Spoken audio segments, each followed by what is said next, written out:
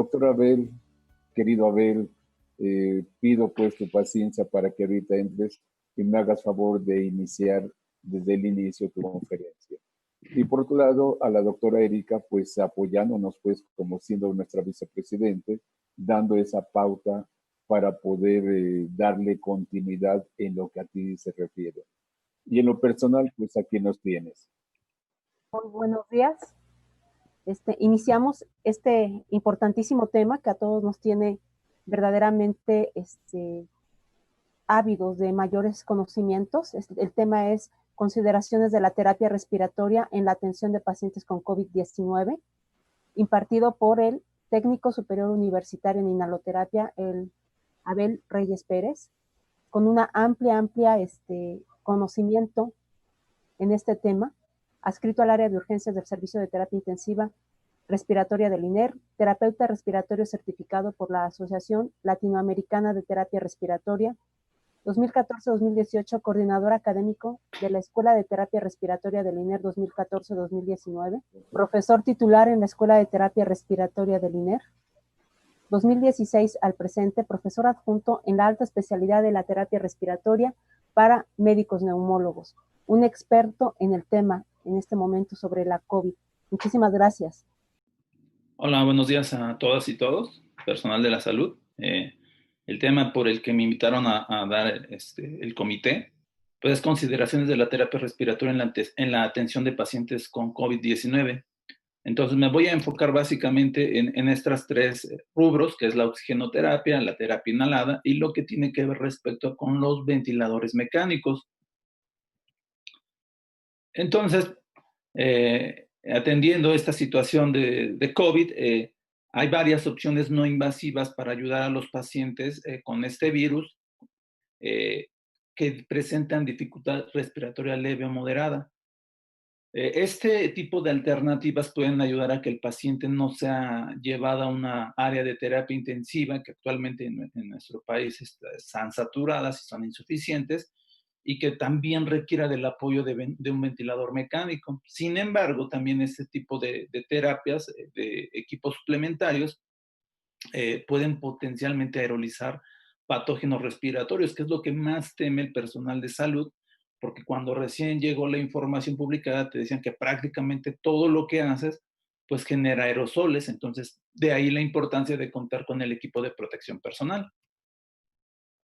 Entonces la OMS y la CDC ponen como primera línea de tratamiento para la dificultad respiratoria y la hipoxia la terapia con oxígeno. Entonces, los métodos para administrar esta van a variar dependiendo la gravedad del paciente. Entonces, el objetivo para los pacientes es mantener una saturación mayor al 90% y en mujeres embarazadas de un 92 a un 95%. Vamos a entrar a la clasificación directamente. Lo más común que se conoce es que los sitúas por bajo y alto flujo, y a veces se confunde esta clasificación por la fracción inspirada que dan. Entonces, aquí vamos a estar hablando de flujo y se refiere al flujo de salida del dispositivo.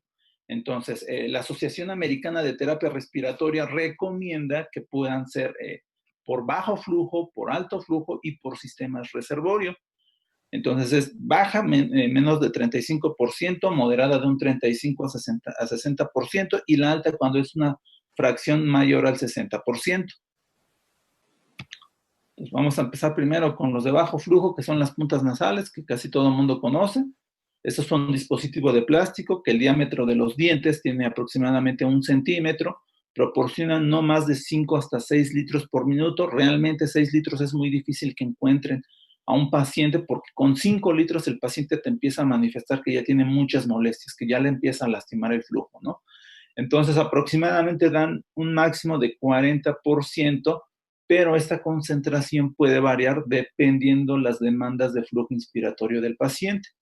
Ahora, siempre cuando llegamos a los dispositivos de oxigenoterapia, siempre tanto médicos, enfermeras dicen, es que este da 40%, este da 50%. Realmente poder determinar ese número es muy difícil.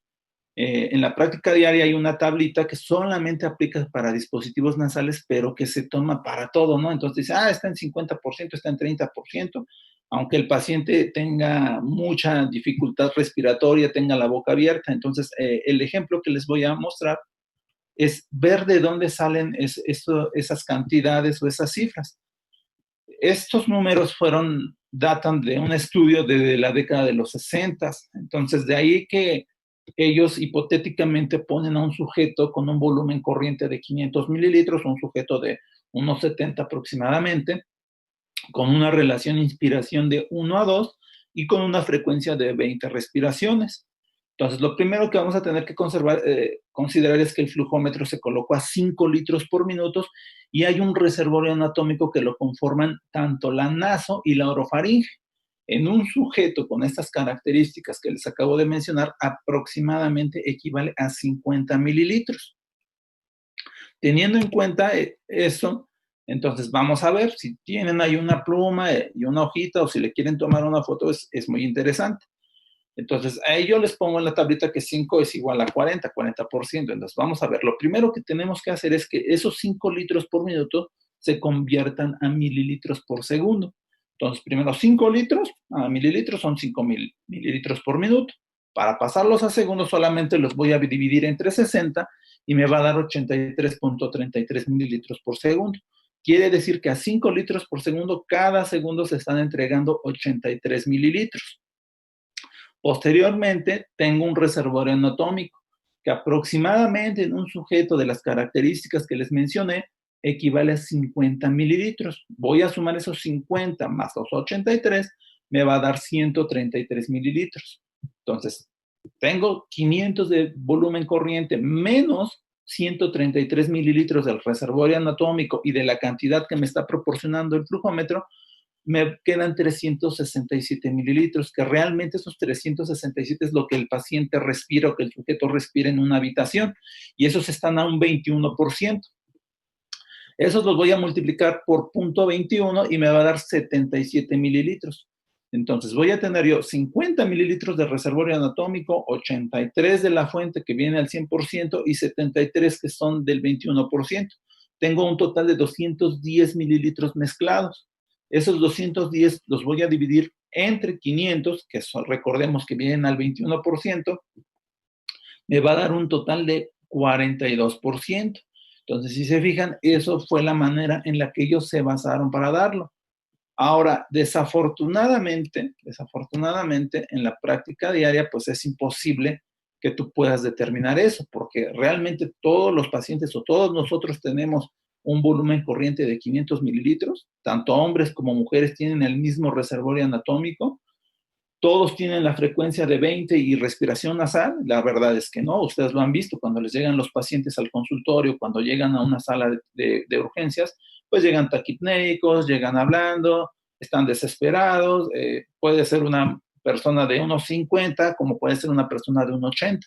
Entonces, ese cálculo no se los doy como para que lo intenten implementar al día, sino lo que se intenta demostrar es que un dispositivo de oxígeno es difícil realmente decir, está en 40%, está en 50%, se utiliza o el médico lo utiliza en la práctica diaria, pero ya es como algo muy práctico en el momento, porque determinarlo realmente es complicado y de hecho la Asociación Americana te dice que segundo a segundo, si tú pudieras medir la concentración de oxígeno, esta va a estar cambiando.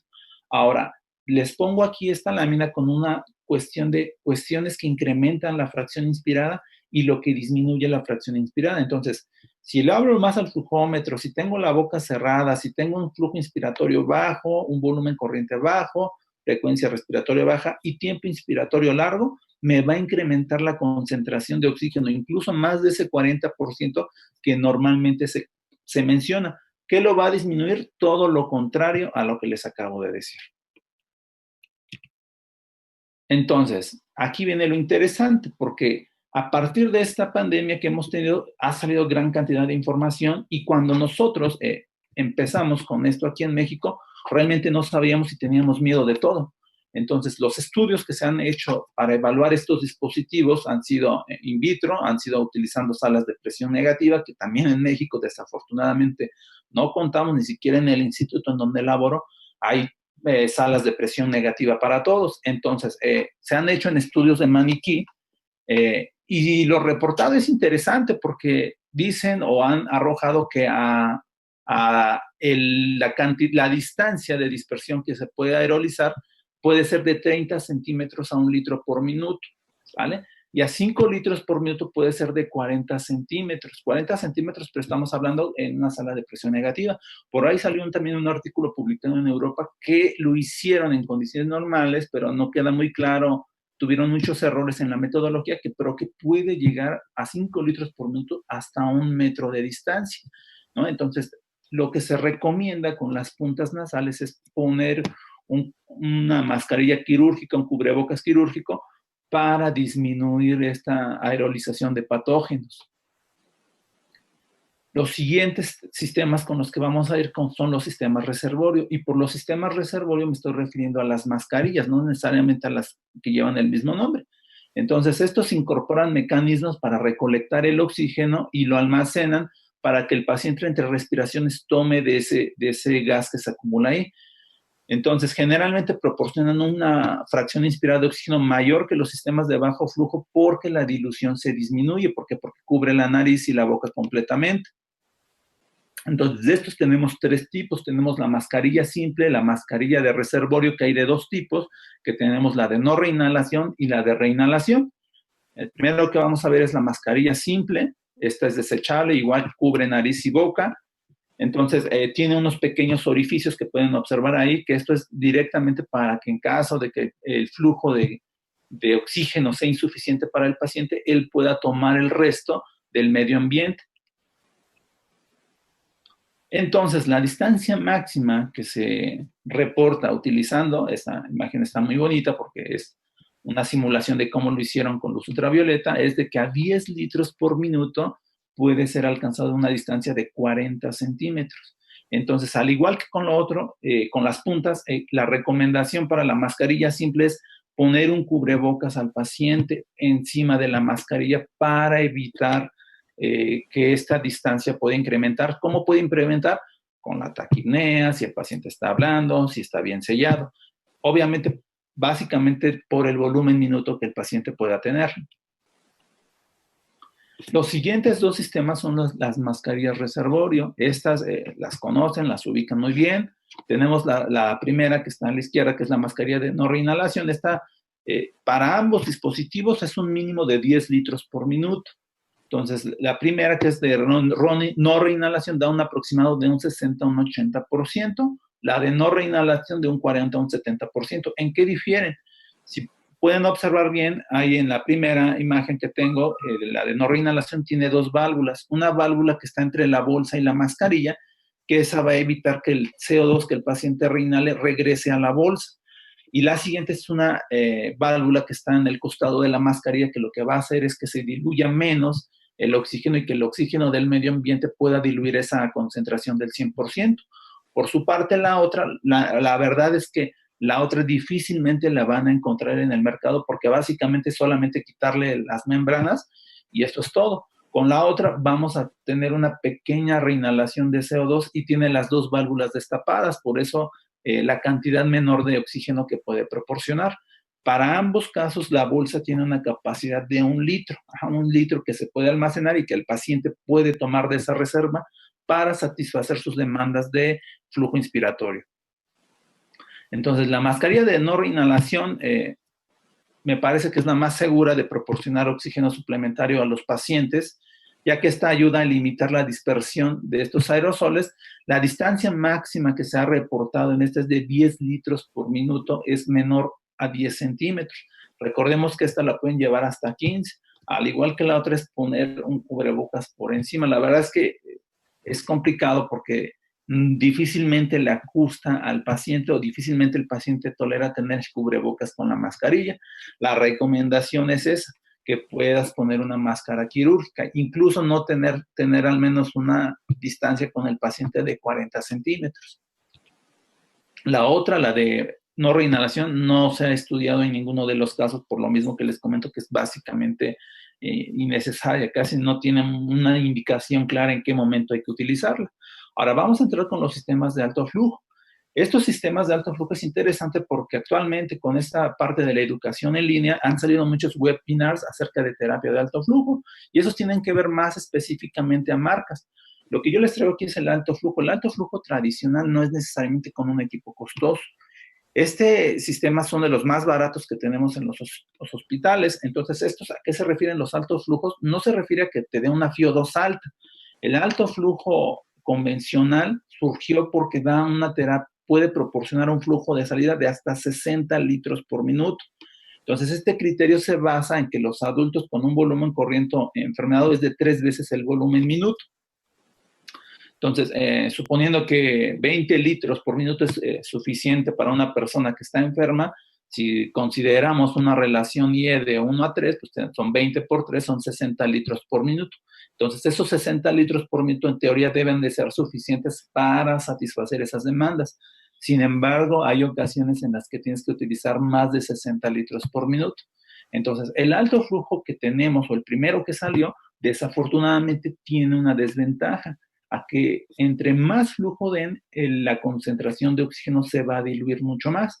Entonces, difícilmente te van a proporcionar 100%, no te van a proporcionar esa cantidad de oxígeno. Pues el que conocemos es el dispositivo Venturi. Esto generalmente a veces el médico confunde y dice, como tiene ahí una flechita que dice 100%, 60%, me va a dar más. Realmente no funcionan así. Realmente la indicación para un dispositivo Venturi es proporcionar mayor cantidad de flujo cuando quieres remover CO2. Entonces, si lo que quieres como médico es incrementar la fracción inspirada de oxígeno, con este dispositivo no lo vas a lograr. ¿Por qué? Porque tiene puertos. Aquí en la imagen pueden ver ustedes que la mascarilla tiene 2 orificios más grandes y el dispositivo Venturi realmente funciona por 2 principios, que es principio de Bernoulli y un efecto Venturi. Lo que básicamente va a hacer es, va a tomar aire del medio ambiente, lo va a combinar y esa combinación hace que el oxígeno que viene de la toma mural se empiece a diluir más, pero a su vez al paciente va a recibir mayor cantidad de gas, ¿no? Entonces, la tablita que tengo aquí seguramente ustedes la han visto. Dice que a 3 litros, que es 24%, puede tener 79 litros por minuto de salida. Entonces, realmente, ¿esto en qué se va a basar? Todos estos dispositivos tienen en la marca una cantidad de litros por minuto que debe de utilizar. Entonces, si tú le pones una FiO2 más baja con la cantidad de litros por minuto que especifica, te va a dar mucho mayor cantidad de litros por minuto. Desafortunadamente, por el tiempo tan corto que nosotros tenemos, mencionar la fórmula para que ustedes puedan calcularlo es un poco más tardado. Lo que les quiero demostrar aquí es que realmente el uso del Venturi en esta pandemia por COVID no es muy recomendable. ¿Por qué? Porque difícilmente vas a querer moverse CO2 con un dispositivo de esto. Generalmente, como lo recomienda la OMS, para satisfacer la primera línea de tratamiento es incrementar oxigenación. Entonces, difícilmente un dispositivo Venturi te va a servir más que una mascarilla reservorio. Pongo aquí un nebulizador que ustedes lo han visto, que son nebulizadores con anillo de Venturi, y estos que están aquí de colores, realmente esos ya no se ocupan. La imagen de en medio de esos dispositivos, ya en un solo dispositivo puede traer diferentes concentraciones. Entonces, lo que se encontró que con estos dispositivos la dispersión puede variar de 33 centímetros cuando se pone una FiO2 de 40% y hasta 40 centímetros cuando tiene una FiO2 de 24%, pero volvemos a lo mismo. Esto puede variar de las condiciones clínicas del paciente, si el paciente está hablando, si está muy taquipneico y básicamente del volumen minuto. Entonces, el siguiente, seguramente, o quizás algunos de ustedes ya vieron estos sistemas de alto flujo porque últimamente vienen, realmente diría yo que estas modas de la industria, de poner muchos equipos a su alcance. Estos equipos de alto flujo, pues bueno, aquí tengo 3 imágenes, uno que es Vapotherm, otro que es, ya incluso los ventiladores mecánicos ya cuentan con estos softwares, y el tercero es uno que se llama Airvo 2. Entonces, estos sistemas de alto flujo lo que utilizan es que es una punta, es con un circuito, va calentado, va humidificado a temperatura corporal que es de 37.5, pueden entregar 60 o 80 litros por minuto. Sin embargo, cuando recién empezó esta pandemia, todo el mundo se empezó a decir, no utilices alto flujo, no utilices alto flujo porque te vas a dispersar más los patógenos y el personal de salud se va a contagiar. Entonces, empezó a inundar las redes sociales de gran información de esto, pero la realidad es que no. O sea, estos equipos son buenos, desafortunadamente son a veces costosos porque difícilmente todos los hospitales cuentan con los insumos necesarios, pero estos dispositivos han demostrado que son seguros, son seguros. Sin embargo, también directrices de la OMS, Sociedad Italiana de Tórax y algunas otras más han recomendado su uso. Sin embargo, lo limitan para que si tú lo vas a ocupar, lo quieres utilizar en tu área, la recomendación es colocar un cubrebocas, una mascarilla quirúrgica por encima de las puntas nasales, que estas queden bien colocadas dentro de las fosas nasales del paciente. Incluso aquí tengo una imagen del médico en China, en Wuhan, que descubrió el virus, que incluso poco antes de su muerte pasan este video que él tiene una mascarilla simple encima. Yo quiero suponer, porque realmente nadie explicó eso, que esa mascarilla la tenía para evitar la dispersión del virus por cómo él estaba hablando. Entonces, estos dispositivos han demostrado que hasta 60 litros por minuto la dispersión del aire era de 17 centímetros en un sano pulmonar y de solamente menos de 5 centímetros en los pacientes enfermos pulmonares. Entonces, realmente, si se fijan, es hasta mucho menor que una mascarilla de inhalación. El equipo es seguro, no es la intención esto, hacerle publicidad a esto, pero si ustedes tuvieran esto, y por ahí les han dicho, porque incluso en el instituto hubo zonas del hospital que decían, no hay que utilizar alto flujo, incluso por encima de la decisión del médico, ¿no? Entonces, realmente estos equipos son seguros sabiéndolos utilizar, tomando las precauciones debidas, ¿sale? Entonces, el siguiente que vamos a pasar es a la terapia inhalada, y aquí sí es interesante porque constantemente llegan comentarios que, tanto en los consultorios como en hospitales que son mixtos, que son COVID y no COVID, se está nebulizando indiscriminadamente, ¿no? Entonces, primero que nada, la recomendación que se hace es evitar los tratamientos con nebulizadores en este tipo de pacientes. Quizá para mí es mucho más sencillo decirlo porque estoy en un instituto que es puro COVID, pero ¿qué pasa con aquellos hospitales que son mixtos, ¿no? Que desafortunadamente reciben a un paciente asmático o paciente que requiere del uso de estos medicamentos? Pero realmente si el médico tiene la sospecha de que el paciente es COVID, realmente el nebulizar no está indicado. O sea, no pueden. O sea, si realmente quisieras tú dar un broncodilatador, existen otras alternativas. Entonces, las terapias con aerosol son las que están descritas incluso desde China, que son las de mayor riesgo para la transmisión viral de infecciones nosocomiales, por lo que realmente si se deben de hacer en cuartos de presión negativa y con personal capacitado. Desafortunadamente en México, le digo, no contamos con estas salas de presión negativa y si las contamos son muy limitadas. Entonces, algunos sistemas de presión positiva y los de alto flujo pueden proporcionar esto. Desafortunadamente, la primera que tengo es un alto flujo, es un nebulizador que se llama de membrana vibratoria. Más adelante tengo la imagen, ahorita se los voy a mostrar. Y también, en caso de que tuvieran un paciente ya bajo ventilación mecánica y realmente ustedes vieran muy necesario la indicación de que necesita un broncodilatador, lo que se recomienda es conectarlo al ventilador, pero no directamente al flujómetro, al ventilador, y la gran mayoría de ventiladores de cuarta generación ya tienen una opción para poder nebulizar solamente cuando el ventilador libera la fase inspiratoria para que así ya no se produzcan muchas gotitas, ¿no? Entonces, la siguiente lámina les tengo es este dispositivo. Este dispositivo es un nebulizador de membrana vibratoria y esto lo que hace es que funciona más o menos a una frecuencia de 2 MHz, tiene una pequeña malla que tiene aproximadamente 1000 hoyitos, 1000 orificios, por los cuales el medicamento pasa a través de vibración, lo empieza a producir y empieza a pasar a través de esa malla y entonces la nébula que produce realmente es muy fina. Entonces, ese tipo de nebulizadores son como que los más recomendados porque tienen un margen que el diámetro de las partículas que producen son más estables. El 80% de esas no pasa más de 3 micras. Con los otros dispositivos comunes, pues son multidispersos. Hay partículas más grandes, hay partículas pequeñas, pero con estos dispositivos se logra un mayor depósito pulmonar. Pero realmente voy a ser honesto, estos dispositivos son caros y a veces no se tiene el acceso a ellos. Las alternativas para sustituir esto pues, son los inhaladores de dosis medida. Tenemos cámaras espaciadoras de todos los tipos, tenemos con mascarillas, tenemos con boquillas, y tenemos incluso salbutamol en presentaciones de genérico, porque también por ahí está descrito que los medicamentos en dosis medidas empezaron a agotar, o sea, empezaron a escasearse. Entonces también no es sencillo conseguirlos, pero si lo pueden conseguir para su consultorio o para el hospital, realmente la dosis sería, lo ideal sería que tú pudieras administrar aerosoles mediante inhaladores de dosis medida. ¿Cuál sería el inconveniente? Pues que si realmente el paciente llega muy insuficiente, que llega con una obstrucción de esas marcas de halo, pues difícilmente va a poder responder al dosis medida. Entonces, solamente en esos casos utilizar un micronebulizador con un filtro en la parte expiratoria. Pero bueno, entonces de estas, pues como les comenté, de las cámaras espaciadores hay de todas las marcas, de todos los precios, incluso para pacientes con traqueostomía ya está este dispositivo. Esto sí es de una marca, la marca Aerotrack. Ese sí realmente solamente lo tiene esa marca, pero pues bueno, es una buena alternativa para aquellos pacientes que tienen traqueostomía y que necesitan del broncodilatador principalmente.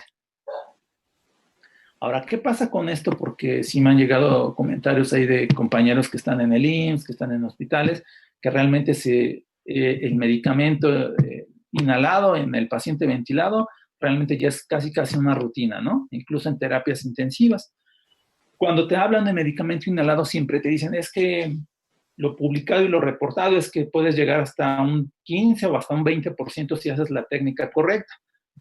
Esta lámina que les presento es muy interesante porque actualmente la mayoría de los estudios se hacen in vitro, no se hacen con pacientes reales. Entonces, este estudio fue de los únicos o de los primeros que realmente hizo la medición en pacientes con ventilación mecánica. Entonces, generalmente la dosis de un paciente con ventilación mecánica solamente se limita de un 1 a un 3% de la dosis total. Entonces, lo que significa que es una mucho menor dosis de la que generalmente a veces el médico piensa que va a proporcionar.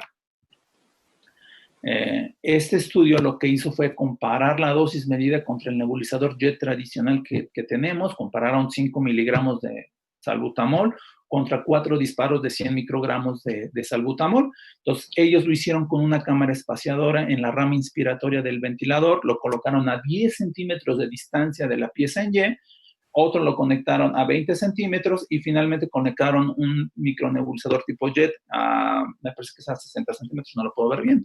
Pero bueno, entonces ellos lo colocaron, dieron los 4 disparos y lo que encontraron fue interesante. Vean esta imagen, demuestra cómo va incrementando, cómo se va pintando el medicamento en los pulmones cuando va variando los disparos. Vean, a 4 disparos realmente pasa que tiene muy buen depósito.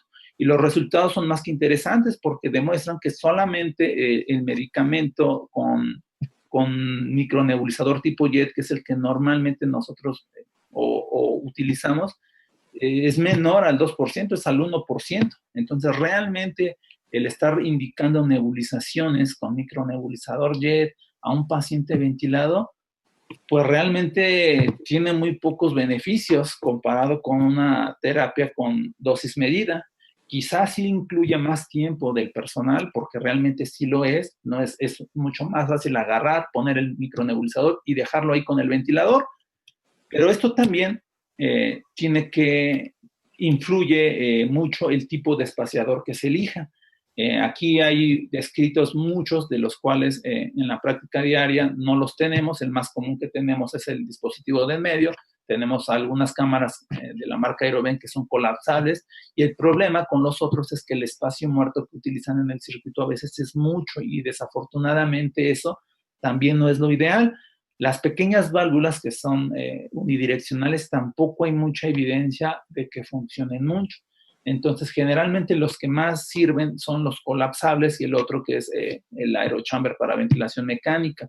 Son los que más se recomiendan, pero realmente el que tú utilices o el que tú tengas es muy bueno. Lo que va a importar son las cuestiones que tienen que ver con el depósito. Son muchas, tienen que ver con el ventilador, el tipo de dispositivo que vas a ocupar, la técnica con lo que vas a usarlo y realmente con el tipo de tubo endotraqueal. Cuando tienen los pacientes humidificador o la famosa cascada, que realmente son humidificadores calentados, la dosis disminuye solamente por el hecho de que esté ahí, disminuye un 40%, menos las cuestiones que están ilustradas en esta lámina y lo que les comenté anteriormente. Entonces, si lo van a utilizar, tanto ustedes lo van a prescribir como médicos y enfermeras o al técnico de inhaloterapia, sí es muy importante porque hay una técnica para administrar estos aerosoles en ventilación mecánica. Entonces, lo más relevante de aquí que les voy a decir es que para cada disparo de dosis medida tienen que esperar al menos 15 segundos para poder poner el otro. Generalmente, a veces en anestesio, quitaban el tubo y le daban 4 disparos. Realmente eso no funciona. Lo recomendable es colocarlo con su espaciador, dar un disparo en la fase inspiratoria que tenemos ahí en la imagen, que es estar viendo el ventilador. Cuando tú tienes inicia la fase inspiratoria, ahí das el disparo, esperas 15 segundos para dar el siguiente. Por eso les digo que a veces no es tan sencillo, porque a veces cuando tienes mucha carga de trabajo es mucho más fácil poner un micronebulizador jet que un dosis medida, pero realmente el depósito que tiene un dosis medida es muy superior a un micronebulizador jet, ¿sale? Entonces, la siguiente, vamos a la parte de los ventiladores mecánicos. La parte de la ventilación mecánica no invasiva también, o sea, realmente hemos visto que los pacientes que llegan a las salas de urgencias realmente responden muy bien a la ventilación mecánica no invasiva. Incluso compañeros hemos compartido a veces imágenes que hay unidades del IMSS, hospitales generales, que realmente los tienen con ventilación mecánica no invasiva y al paciente le va bien. Desafortunadamente, a veces se toman prácticas que no son las adecuadas y que no son las recomendables. En cuanto a esta gama de no invasiva, tenemos muchas opciones. Ahí tenemos mascarilla oronasal, las mascarillas full face que cubren toda la cara, las mascarillas nasales, las tipo pillows, que son como unas puntas nasales, pero que generan presión, como los CPAP para niños, las mascarillas, las piezas vocales que se limitan solamente a una marca de un ventilador, y las tipo helmet, los cascos. Desafortunadamente en México no contamos con esos tipo helmet. Generalmente en Italia, que es donde más se reportan que hay muy buena respuesta con ese dispositivo, pero aquí en México incluso lo intentamos buscar, pero no hay ningún proveedor que pueda surtir esos tipos de mascarilla. Pero bueno, entonces la recomendación para la no invasiva se limita solamente a la mascarilla oronasal o a la full face. De este tipo de mascarillas existen 2 tipos, y aquí sí es muy importante. ¿Por qué? Porque sí he visto muchas imágenes que tienen esta mascarilla. Si ustedes se fijan, tiene un codo de color blanco. Estas mascarillas se llaman mascarillas ventiladas. ¿Por qué? Porque en ese codo blanco vienen orificios por las que el paciente exhala. Entonces, aquí viene el principal problema. Por esos codos principalmente son para eliminar el CO2, pero estamos hablando de un paciente con COVID. Esos orificios pues también van a liberar aerosoles con potenciales patógenos, entonces eso lo hace complicado. Si bien la ventilación no invasiva tiene hasta un permitivo de 25 litros por minuto de fuga, generalmente a veces en la práctica diaria la mascarilla que le colocan al paciente no le queda y está fugando mucho más. Entonces el principal problema con la no invasiva es la cantidad de fugas que tú puedas tener. Incluso he visto imágenes de algunos hospitales que le ponen hule a esos orificios o le ponen tela adhesiva. Entonces, realmente, si ustedes pueden evitar, no compren o no adquieran una mascarilla ventilada, que es como esta.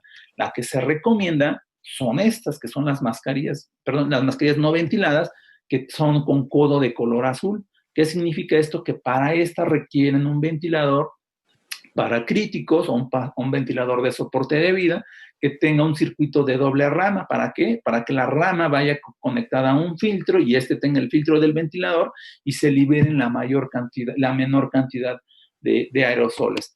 Entonces, estas también tienen una válvula antiasfixia y la eliminación del CO2 se hace por la rama expiratoria del circuito. Ahora, hablando de ventiladores, pues realmente a veces es complicado porque hoy día la tecnología va sacando modelos. Esta imagen que yo les pongo aquí es que tenemos ventiladores tanto portátiles, que son para domicilio, como tenemos los ventiladores para críticos, como ahí tengo un ventilador de Umbrella, un Engstrom, que seguramente alguna vez habrán visto, y tenemos ya los ventiladores de soporte de vida. Entonces, básicamente no hay una clasificación tal cual descrita, pero sí los podemos clasificar dependiendo al uso. Entonces, los primeros ventiladores, porque no todos los ventiladores nos van a servir para aquellos pacientes que realmente no quieran ir a a un hospital o que realmente ya no puedan tener acceso a un hospital. Entonces, los ventiladores se clasifican por los que son utilizados para los trastornos respiratorios del dormir. Estos se limitan a su uso a menor a 12 horas. Los que son para tratar insuficiencia respiratoria crónica, que esos pueden funcionar de 12 a 16 horas diarias, y los que son de soporte de vida, que esos te funcionan las 24 horas, los 7 días de la semana, ¿no? Entonces, esos de soporte de vida, en ambos casos, solamente de soporte de vida hay un ventilador que tiene doble rama, los demás tienen una rama, y el principal problema es eso. Hay que poner unos filtros, ahorita les voy a mostrar la imagen, pero bueno.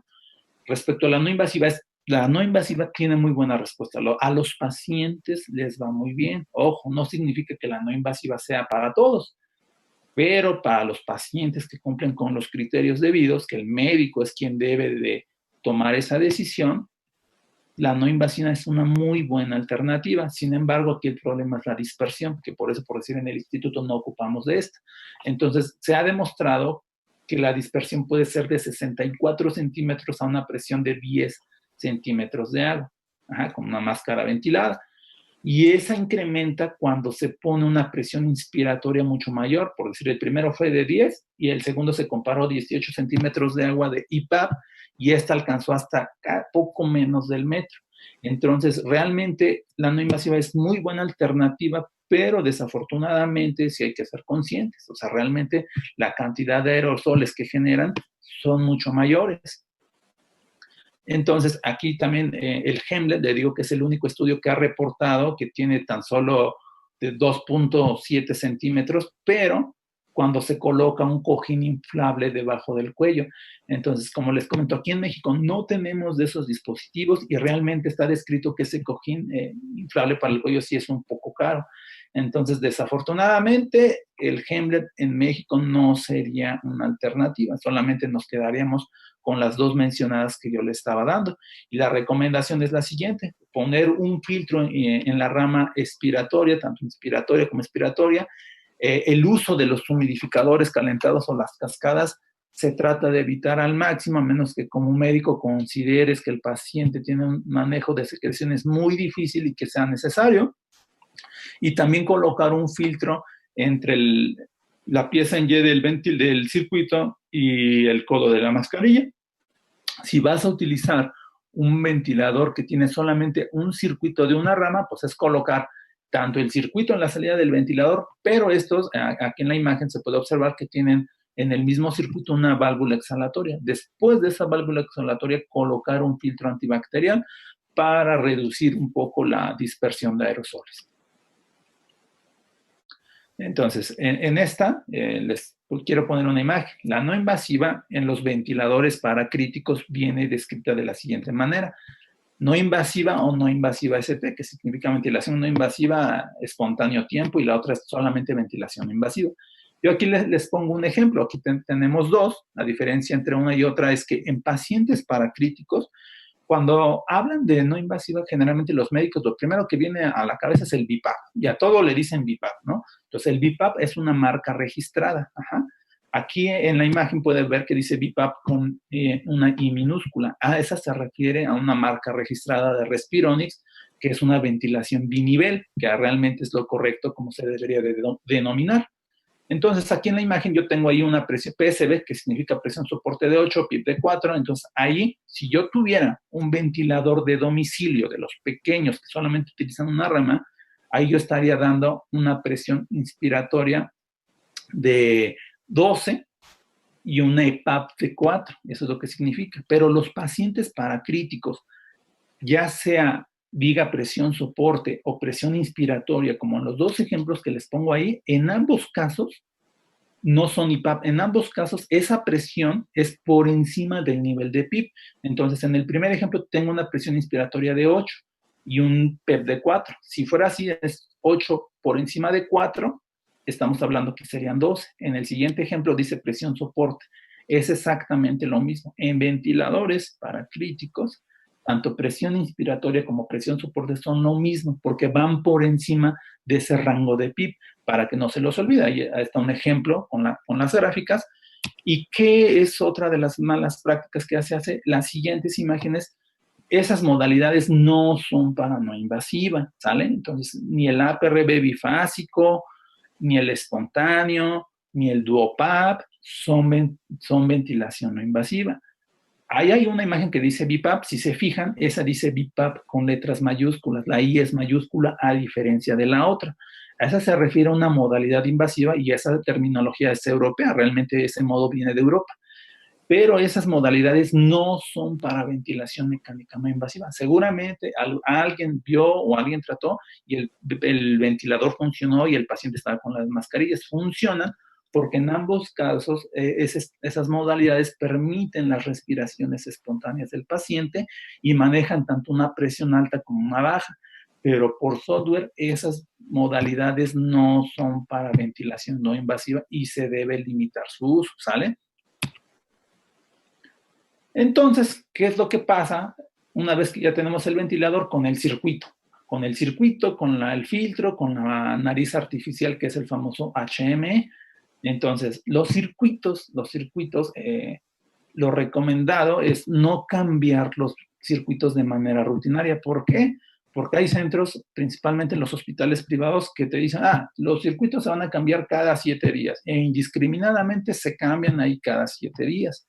Y esto sí está descrito por la Sociedad de Terapia Intensiva de Estados Unidos, por la ARC, que solamente se deben evitar las desconexiones innecesarias y que solamente los circuitos tienen que cambiarse cuando estén visiblemente sucios. Solamente cuando estén visiblemente sucios es una indicación para cambiar el circuito. Cosa contraria con la nariz artificial. Normalmente o cotidianamente te dicen que la nariz artificial tiene dos indicaciones, que es el traslado y la cirugía. Pero también vamos a ser conscientes, es el método de humidificación más económico y que cualquier hospital puede tener acceso.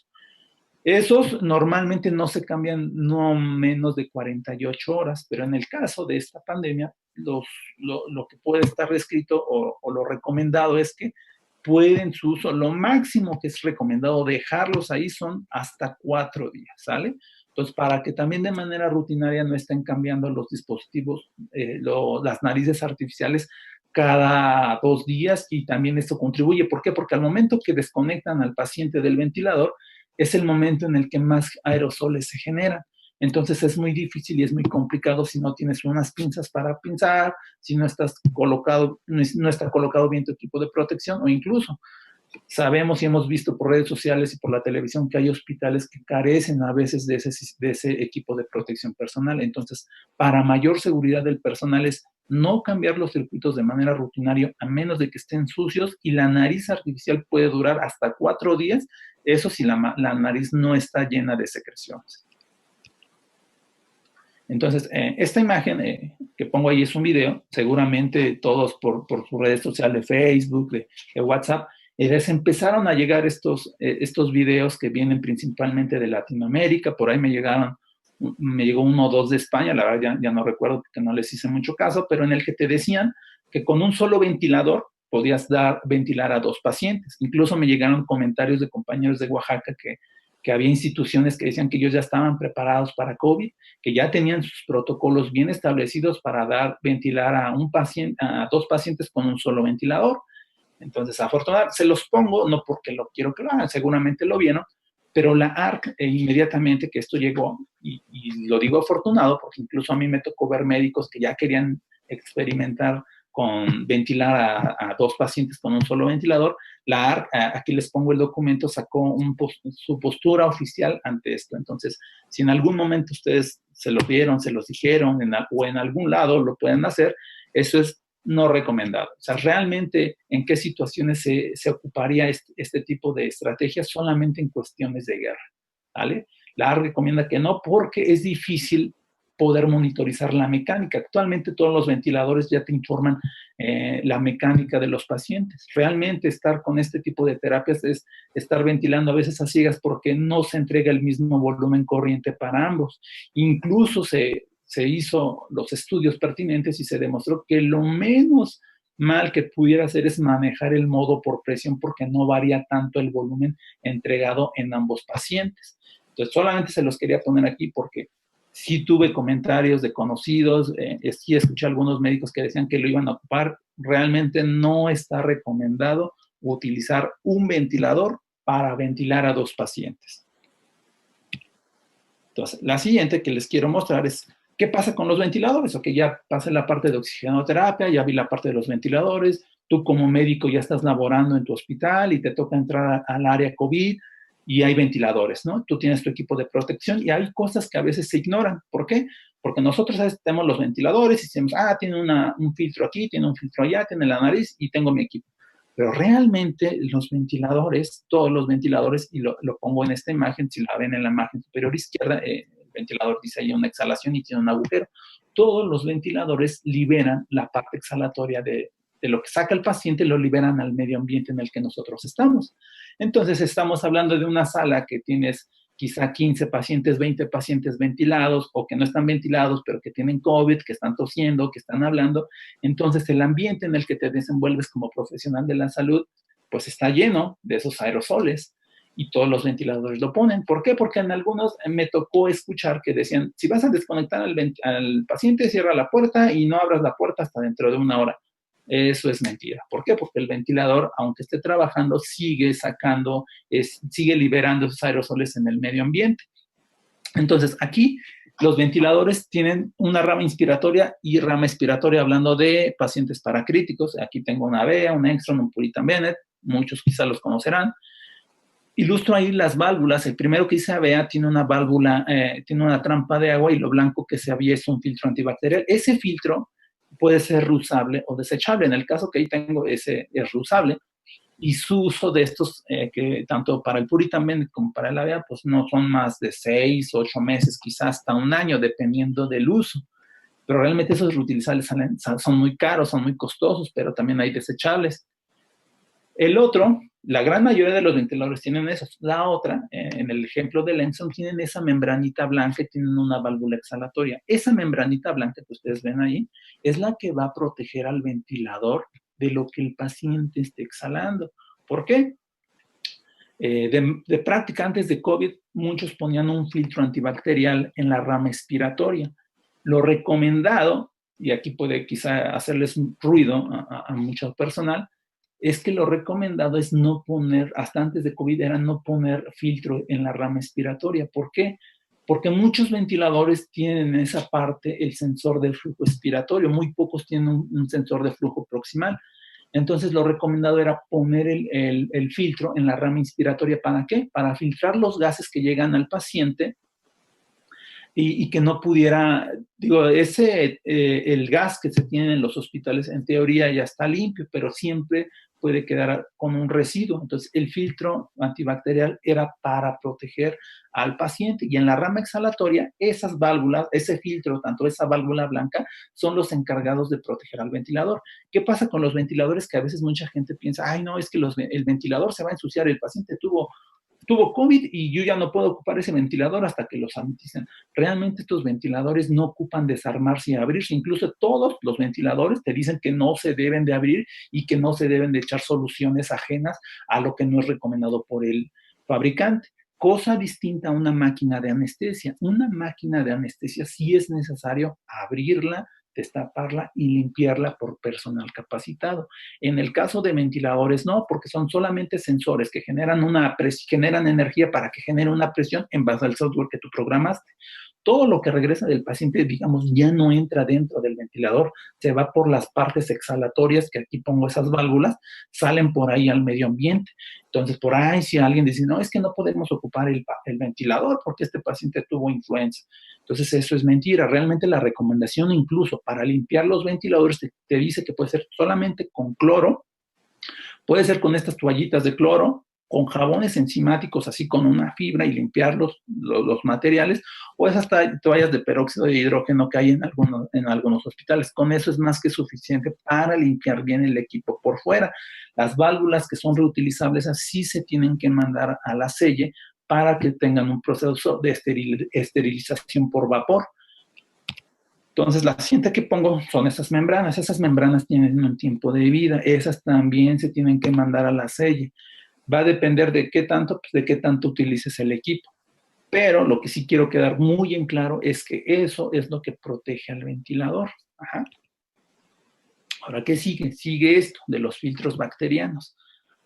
Realmente el uso de los filtros bacterianos sí es recomendado principalmente, como les dije anteriormente, en la inspiración. ¿Por qué no en la expiración? Porque muchos ventiladores en su manual especifican, aquí no le pongas ventilador en la rama expiratoria porque la mecánica que puede arrojarte el ventilador del paciente no va a ser la confiable porque ya tienes una resistencia hasta antes de ese sensor de flujo.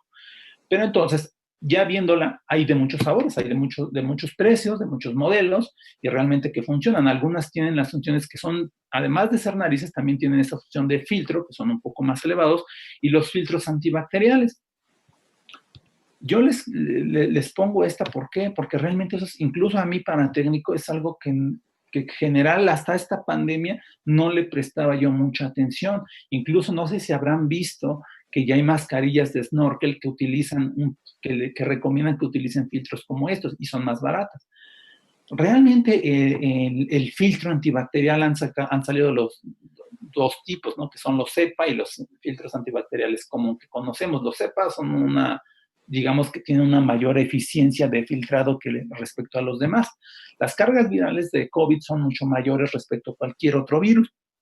Entonces, la retención bacteriológica, fíjense cómo cambia respecto a uno que es solamente HME o filtro contra un EPA, es de 99.99 y en el otro es 99.999. O sea, un 9 más, o sea, quiere decir que filtra un poco más, un poco más. Pero lo interesante en esto es que la máxima duración de uso de estos filtros se limita a tan solo 24 horas. La pregunta aquí sería, incluso lo digo para mí, ¿cuántos cambian cada 24 horas en los ventiladores estos filtros? De ahí la importancia que el personal que está laborando, tratando a pacientes con ventilación mecánica, tenga el equipo de protección adecuado y no baje la guardia. Porque ya llevamos algunos meses con esto y a mí me ha tocado ver a veces compañeros que se relajan, que no se ponen bien el cubrebocas, que incluso la higiene de manos falla. Pero realmente con lo del ventilador sí es importante porque los pacientes están siendo ventilados ahora. Entonces, lo que va liberando el ventilador, el filtro no siempre te va a ayudar, tiene un periodo de vida.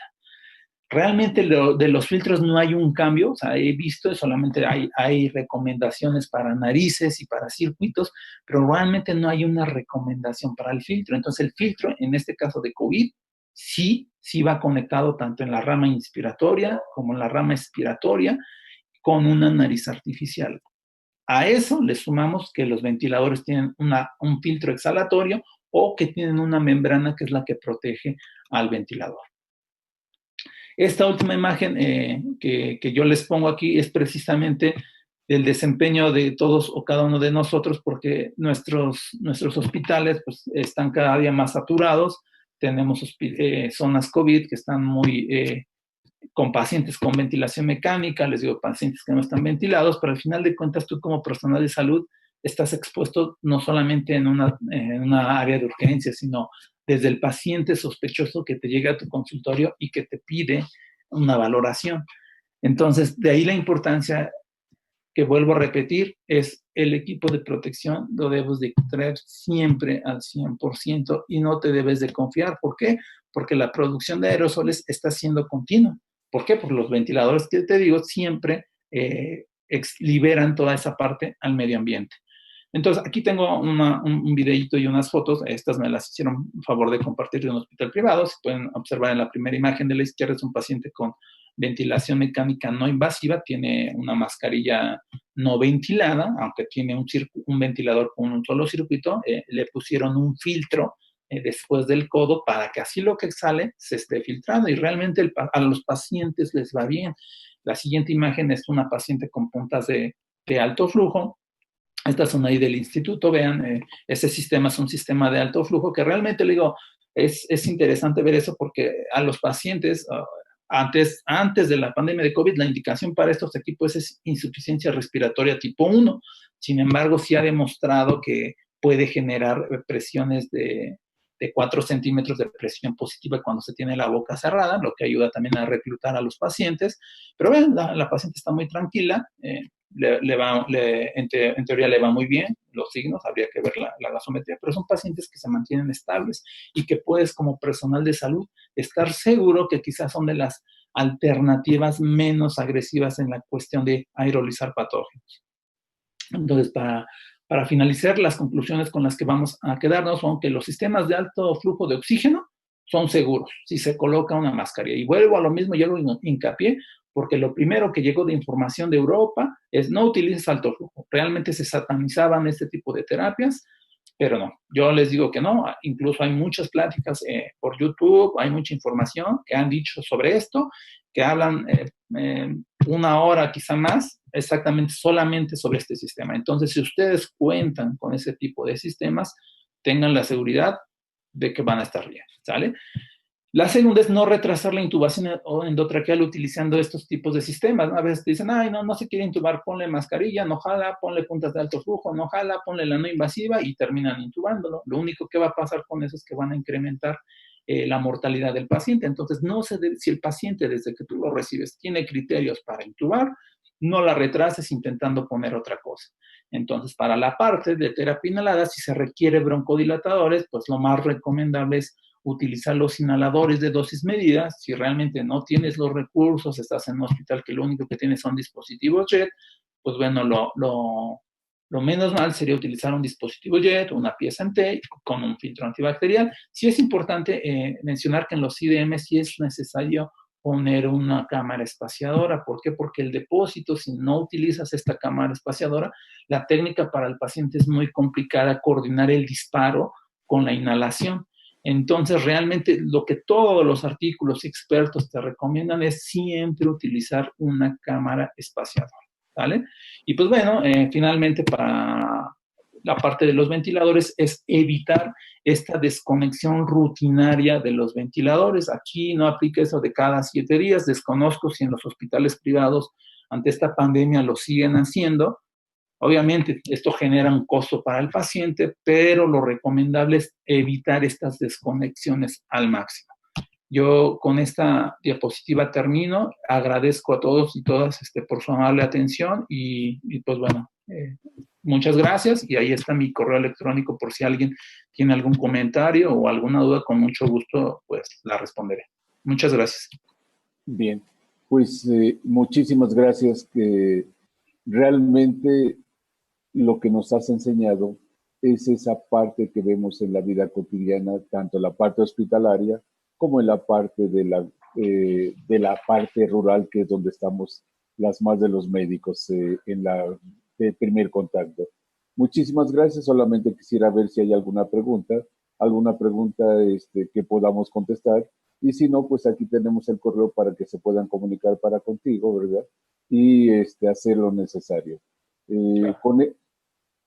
Con esto, pues nos despedimos, no sin antes decirles y pedirles disculpas por esta falla técnica, que realmente fue una condición impensable que pudiera suceder. Pero bueno, se da en todas partes, se da en las mejores familias, y gracias por su comprensión. Y nos veríamos dentro de un mes para otro tema de veras que va a ser arrollador, pienso yo, ¿verdad? Muchísimas gracias, que tengan un excelente día. A nombre de... Bien, y si no, pues vamos a dejar unos minutos más. Ojalá alguien tenga alguna curiosidad y pues para poder responder lo necesario. Entre tanto, querido Abel, pues yo creo que lo que has dicho ha sido genial. Muchos de la gente de la parte médica, de la parte del quehacer médico, pues teníamos esa curiosidad. ¿Qué pasa con esa parte de la intubación? Claramente lo dijiste al final, que es algo pues que se pasa a esperar y esperar y esperar, alargando el tiempo de la intubación al paciente, y cuando se decide pues el paciente, ya el compromiso pulmonar es bastante crítico. Creo yo, Abel, muy puntualmente lo dijiste, que la intubación es muy oportuna si se hace a tiempo, anticipadamente, evitando pues que llegue esta parte. Pues mire, la experiencia que hemos tenido ahí en el instituto es que ahí llegan a veces en la parte de historia con con el tratamiento que les dio el médico, y a veces no es que sea malo el tratamiento, sino lo que hemos visto es que pues a veces no queda muy claro, a veces por qué un paciente sí responde a ese tratamiento y por qué otro no, o por qué uno se pone más mal y el otro no. Pero lo que sí tiene que quedar muy claro aquí, principalmente para los médicos, porque ustedes son los que están ahí y los que toman esa decisión, es cuando vean que el tratamiento nada más no está jalando y que el paciente cada vez está más taquipneico, la fiebre no sé, pues es decirle, ¿sabes qué, mano? Pues vete a un hospital, o sea, tienes que ir a un hospital, porque sí me ha tocado ver que gente que se esperó hasta el momento, seguían con su antibiótico, seguían dando otras cosas, que fortalecer defensas, y realmente a veces pierden tiempo en eso. Y ya cuando llegan al hospital, pues, bueno, realmente tanto médicos, personal de salud estamos para ayudar, pero pues, realmente a veces tampoco son milagros, porque los pacientes ya llegan casi muertos y pues, ¿qué les haces? Por más que les intentas ayudar, el paciente ya tuvo al menos una semana de que estaba en esas condiciones y se fue deteriorando. Bien. Erika, ¿tú tienes alguna observación a hacer? Doctora Erika. Sí, una pregunta, doctor. ¿Qué criterios clínicos debe de tener uno? Se ha comentado mucho que saturaciones menores de 90 el paciente requiere básicamente hospitalización. ¿Es así? Pues realmente tiene, no nada más es en la oxigenación, generalmente incluso para cuando pones oxigenoterapia te dice que tienes que valorarlo con signos y síntomas que puedas documentar y también te hace el hincapié, pero hay veces que si no tienes cómo documentarlo, visiblemente la clínica que tú puedas tener, puedes tomar decisiones. En este caso, hay pacientes que te digo, pueden ocupar oxígeno o no ocupar oxígeno y están bien y puede ser que estén saturando en 90, 91 y ahí se quedan. Incluso los puedes pronar solamente con puntas nasales, pero cuando tú veas que el paciente ya está muy taquipneico, o sea, si no tuvieras una gasometría o eso, tú lo ves clínicamente, está con trabajo respiratorio, taquipneico y obviamente con fiebre, con la frecuencia cardíaca elevada. Entonces ahí es algo de que algo no anda bien, ¿no? O sea, tú no, normalmente no vas a tener un paciente estable taquipneico. Entonces, si ya lo notas taquipneico con esfuerzo respiratorio y que si lo tienes en casa o en otro lado con oxígeno y ya ocupa 10 litros y ves que no alcanza, pues de ahí es, como no tienes estas herramientas como en un hospital, pues es de ahí, ¿sabes qué? Ve a un hospital a que te valoren porque difícilmente en casa puedes estar. Entonces, no nada más es en cuanto a oxigenación, también le digo, lo tienen que valorar en cuanto a su estado. Entonces, principalmente la taquipnea, que es lo que han llegado y es lo que yo les puedo decir. O sea, los pacientes que llegan ahí, que estuvieron en su casa, que no querían ir al hospital o que consideran que no, pues es la taquipnea y el esfuerzo ventilatorio con el que llegan, ¿no? Ya cuando ves la gasometría, pues ahí ves que ya tienen acidosis o que incluso hay algunos que tienen alcalosis. Puede variar dependiendo de las comorbilidades que cada uno pudiera tener. Bien, pues fíjate qué interesante, Abel, esto, ¿verdad? Porque estás dando una parte muy puntual. Si se trata del paciente que está en el ámbito rural y que no se tiene acceso a gasometrías ni nada que se la asemeje, entonces aquí es donde entra la parte clínica. Y esa clínica, creo yo, ¿verdad? Que estás tocando el punto más vital. Taquipnea, evidentemente con dificultades respiratorias, tiros supraclaviculares, tiros supraesternal, inclusive tiros intercostales, pues vaya, córrele, córrele, porque esto urge realmente. Y algo que viene a complicar esto es que hasta antes de la pandemia un concentrador de oxígeno en renta valía 1,500 y si lo querías comprar valía 16, 17,000. Los precios se incrementaron al 100%. Un concentrador no lo encuentras en menos de 32,000 y una renta de estos equipos no es menos de 5,000 pesos al mes. Entonces también a veces tú como médico dices, lo quiero tener en su casa, pero aparte para tenerlo en su casa es con 1 litro de oxígeno, pero ¿de dónde va a sacar el oxígeno? Porque los tanques subieron, los tienen que estar rellenando, los concentradores no lo hay, porque encima de que están caros no lo hay, ¿eh? O sea, es muy complicado conseguirlo. Entonces entiendo perfectamente que la responsabilidad principalmente del médico, porque él es el quien toma la decisión, o sea, realmente el médico siempre va a ser el líder del equipo, pues es muy complejo y tiene que estar siempre capacitado para tomar esas decisiones. Claro, no, y sobre todo, bien podría decir que hay que ponerse en los zapatos del paciente y de la familia. Esa parte humana es la que a veces complica entre el sí y el no, pero ante todo lo humano. Si no hay otro comentario por el momento, yo creo que podríamos despedirnos. Me gustaría, Crítica, que despedieras de parte de nuestro colegio. Muchísimas gracias al inhaloterapeuta Abel Reyes Pérez por su extraordinaria ponencia. Gracias por todo su empeño y dedicación de horas. Hacerles hincapié que los esperamos el último sábado del mes de septiembre con otra ponencia, una videoconferencia de importancia y cuidado de la salud mental durante la pandemia de la COVID, que creo que todos estaremos interesados en la salud mental.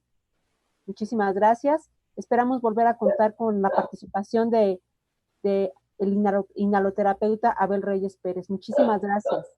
No, gracias a ustedes. Bueno, y a ustedes, líderes en salud, gracias por su apoyo. Muchísimas gracias. Hasta luego.